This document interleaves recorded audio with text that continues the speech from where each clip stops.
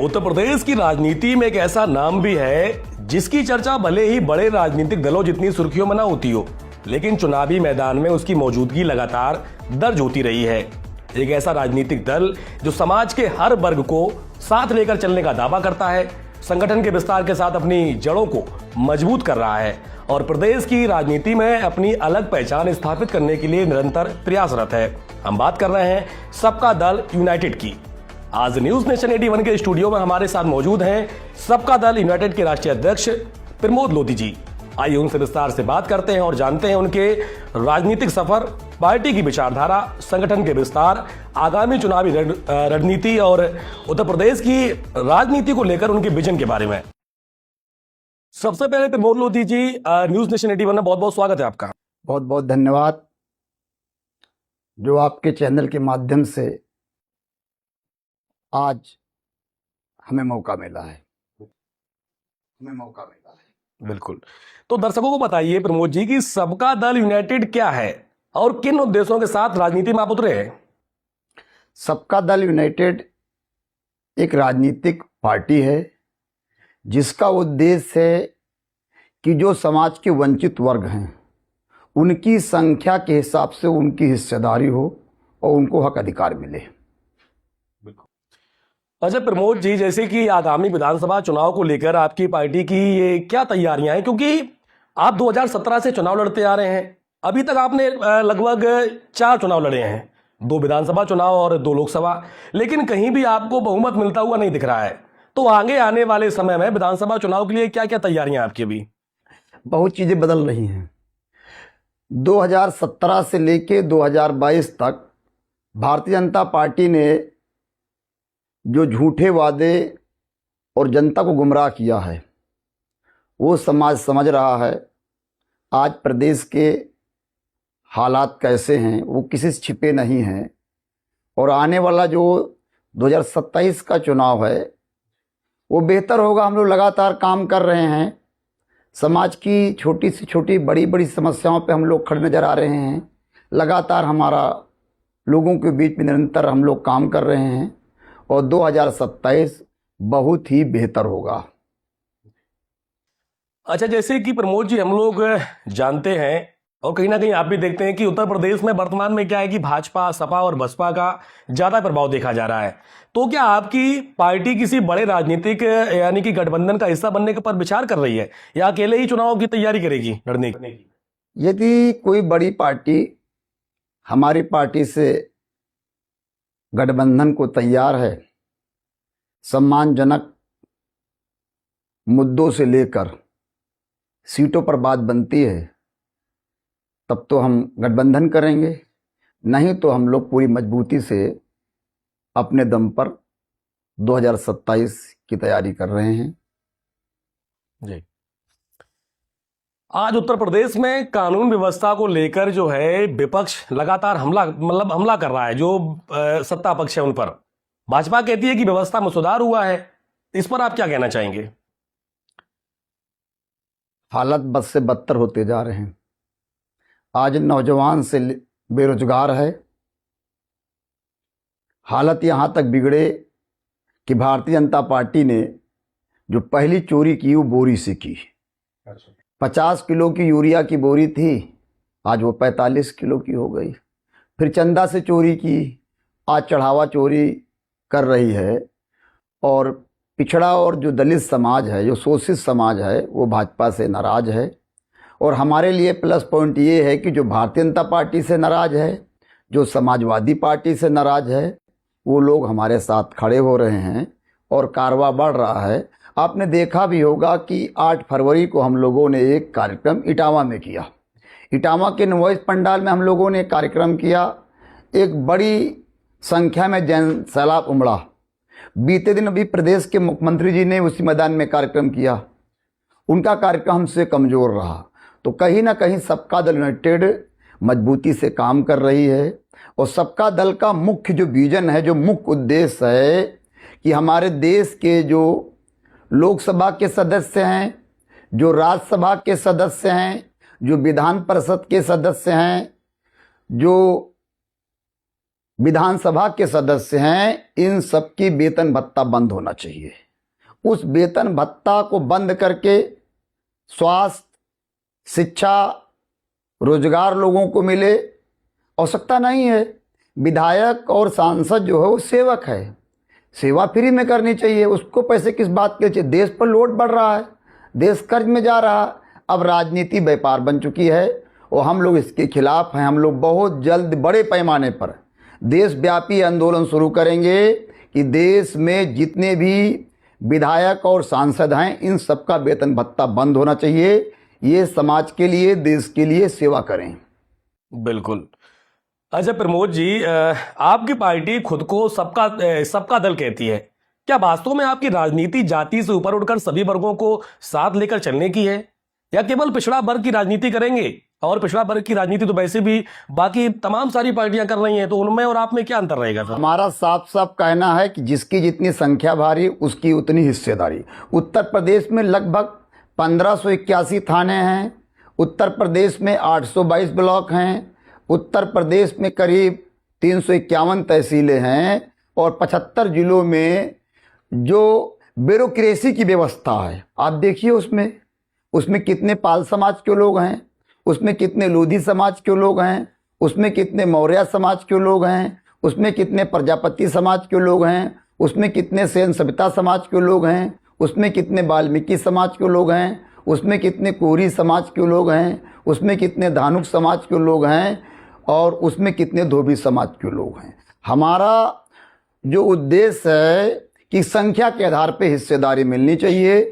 और संख्या के आधार पर हिस्सेदारी नहीं मिलती है तो हम लोग दिलाने का काम करेंगे। हम लोग जाति पर विश्वास कम रखते हैं। हमारा विश्वास है कि कमज़ोर वर्गों को उनको हिस्सेदारी मिले। आज भी इस प्रदेश में जो समाज जो व्यवसाय कर रहा है उसके अंदर वही छाप लगी है। लोधी समाज की छाप है कि ये खेती किसानी करता है, मौर्य शाक कुशवाहा समाज की छाप है, खेती किसानी करता है। जो जाति का व्यक्ति जो व्यापार कर रहा, काम कर रहा है, उसके वही छापे लगी। इससे ऊपर होना चाहिए। बिल्कुल।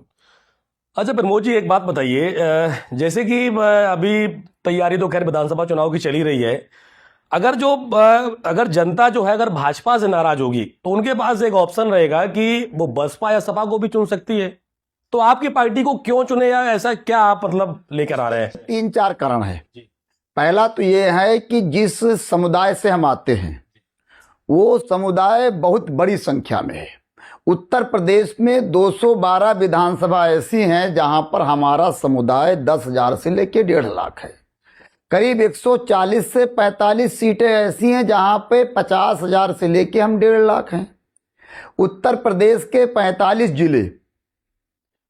जिलों हमारी बड़ी आबादी है।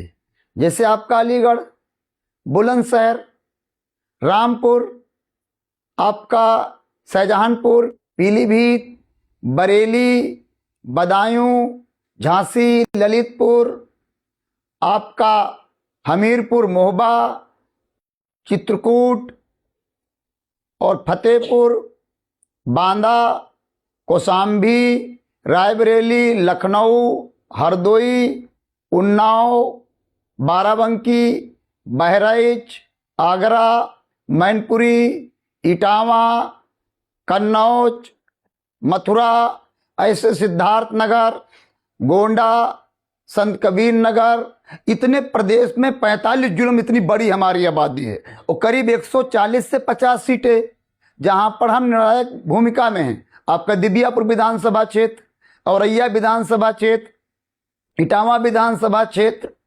कन्नौज की छिबरामऊ विधानसभा क्षेत्र, तिरुआ विधानसभा क्षेत्र, शिवाजपुर विधानसभा क्षेत्र, साहबादपुर विधानसभा क्षेत्र, धौरारा विधानसभा क्षेत्र, नानपारा विधानसभा क्षेत्र, ऐसे करीब 140 विधानसभा हैं जहां पर हमारी कमेटी का, हमारी कास्ट का करीब 50 से लेकर 1.5 लाख वोट है। वो voter Bharatiya Janata party core voter है। जो भारतीय जनता पार्टी का कोर वोटर है, भारतीय जनता पार्टी ने उस वोटर को लंबे समय तक ठगा है। वो अपने को ठगा महसूस कर रहा।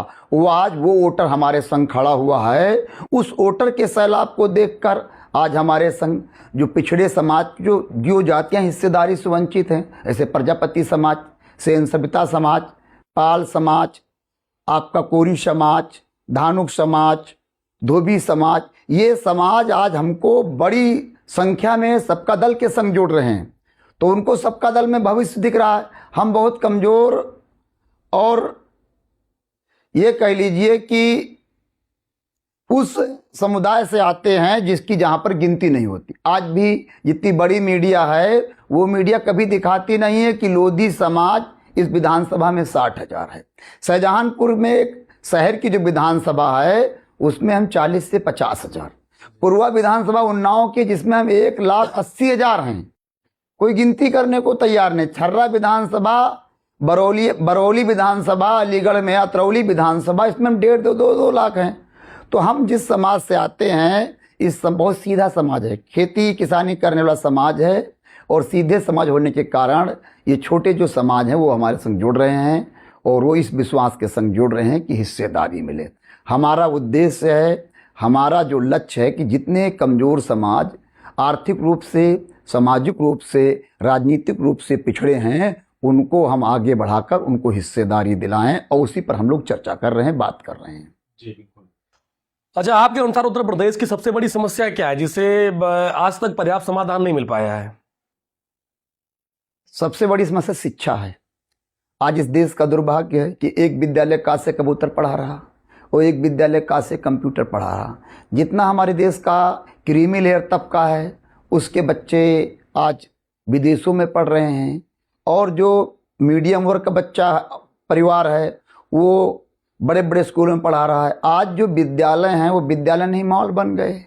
आज कमज़ोर तबके के बच्चों को अच्छी शिक्षा नहीं मिल पाती है। यदि हम लोगों को मौका मिला तो समान शिक्षा नीति लागू करेंगे। हमारा प्रयास रहेगा कि विधायक का बेटा इस क्षेत्र के एसडीएम का बेटा और गांव के किसान मजदूर का बेटा एक विद्यालय में पढ़े, और जिसमें प्रतिभा हो वो आगे बढ़े। शिक्षा अच्छी हो जाए, स्वास्थ्य अच्छा हो जाए, लोगों को रोजगार मिल जाए। आज पढ़ा लिखा नौजवान आउटसोर्सिंग नौकरियों पीछे भाग रहा है, रोजगार से परेशान है। हमारी सरकार रोजगार का दावा करती है। आप देख रहे हैं कि अभी देश में लाखों छात्र जंतर मंतर पे आ गए। देश की सबसे बड़ी पार्टी उसके मंत्री को इस्तीफा देना पड़ा है। तो कहीं ना कहीं से जो चीज़ें हैं, यदि हमारे देश में अच्छी शिक्षा हो जाए, अच्छा स्वास्थ्य हो जाए और देश में सभी लोगों को रोजगार मिल जाए, किसान को उसके समय के हिसाब से उसको खाद मिल जाए, उसको बीज मिल जाए, उसको पानी मिल जाए। आप देखिए आज प्रदेश में यूरिया के लिए किसान लाइन में खड़ा है, यूरिया उसको नहीं मिल पा रही है। तो बहुत सारी चीज़ें हैं, देश बदलाव की तरफ जा रहा है, और हमें आशा और विश्वास है कि कमज़ोर जो दल हैं, जो कमज़ोर पार्टियां हैं, इनके सहयोग से सरकारें बनेंगी। उसमें सबका दल यूनाइटेड भी एक दल है, लेकिन हम लोग लगातार जनता में संवाद कर रहे हैं, समाज से बातचीत कर रहे हैं, समाज की समस्याओं को उठा रहे हैं। भारतीय जनता पार्टी पूंजीवाद, जातिवाद, धर्मवाद की राजनीति करती है। अभी कुछ दिन पहले की बात है, इसी प्रदेश में सूर्या ठाकुर की हत्या हुई, उसके हत्यारों को इनकाउंटर हुआ, मुआवजा दिया सरकार ने, नौकरी दिया और सरकार ने आवास दिया। इसी के आसपास बहुत सारी घटनाएं घटी, उनमें एफआईआरें नहीं हुई। अभी कौशाम्बी में पाल समाज की बेटी के संग अत्याचार हुआ, आपके हरदोई में शिल्पी कुशवाहा के संग अत्याचार हुआ, अभी उन्नाव में रीत का लोधी के संग उन्नाव हुआ, घटना घटी। तो बहुत सारी घटनाएं घट रही हैं और सरकार सिर्फ जाति देखकर काम कर रही है। मुझे दुख इस स्वयं कहना पड़ता, जिस जाति की सरकार होती है उस जाति का थानेदार होता है, उस जाति का तहसील में तहसीलदार बैठता है। आपने कई सरकारों को देखा भी है, जाना भी है। हम लोग चाहते हैं योग्यता के आधार पे, प्रतिभा के आधार पे सरकार चले और सबको न्याय मिले, सबकी समस्याओं का समाधान हो और सबको रोजगार मिले। अच्छा प्रमोद जी, ये बताइए, जैसे कि अभी हमने इस पूरे इंटरव्यू में आपका सुना कि जैसे कि पिछड़ा वर्ग को लेकर आप चल रहे हैं, तो सामान्य वर्ग जो है जैसे कि बनिया, ठाकुर, ब्राह्मण, इनको लेकर नहीं चल रहे क्या आप? हमने कहा कि जो वंचित है, आप देखिए आप ये देखिए कि तहसीलों में किसकी अधिक संख्या भारी है, थानों में किन की अधिक संख्या भारी है। जो थानों के तहसीलों से ब्लॉकों में जो समाज वंचित हैं उनको हिस्सा मिलना चाहिए। जो पहले से बैठे हैं वो तो हिस्सा ले ही चुके हैं। हमारा ये नहीं कि जो कमजोर ब्राह्मण हो, जो कमजोर ठाकुर हो उसको हिस्सा मिले, लेकिन हिस्सा सबको मिलना चाहिए, संख्या के हिसाब से हिस्सा मिले, इसमें भेदभाव ना हो। आज जो प्रदेश की सरकार है भेदभाव कर रही है, भेदभाव से सब कुछ हो रहा। आप देखिए कितने एसएसपी, आज कितने कप्तान जिलों में पिछड़े समाज के हैं, कितने एससी समाज के हैं। मुझे दुख के संग कहना पड़ रहा, आज प्रदेश में जो समाज सरकार बनाने की हैसियत रखता है, सरकार गिराने की हैसियत रखता है, उस लोधी समाज का आज प्रदेश में एक भी कप्तान नहीं है, एक भी डीएम नहीं है। तो बहुत सारी चीज़ें हैं। हमारा जो मुख्य उद्देश्य, जो वंचित है, जो समाज शोषित है, उसको हिस्सा मिलना चाहिए। अभी प्रदेश में आपने देखा होगा हालिया में बवाल चल रहा है, आरक्षण हटाओ, आरक्षण हटाओ। पहले आरक्षण नहीं लागू हुआ, पहले आरक्षण नहीं बना, पहले जाति बनी। जाति समाप्त कर दो, आरक्षण अपने आप समाप्त हो जाएगा। ये जाति समाप्त कर दिया है, हिसाब से 2 जाति होनी चाहिए, एक मानव जाति, महिला जाति, पुरुष जाति। तो बहुत सारी चीज़ें हैं जिनमें सुधार हो रहा है, लोग जाग रहे हैं।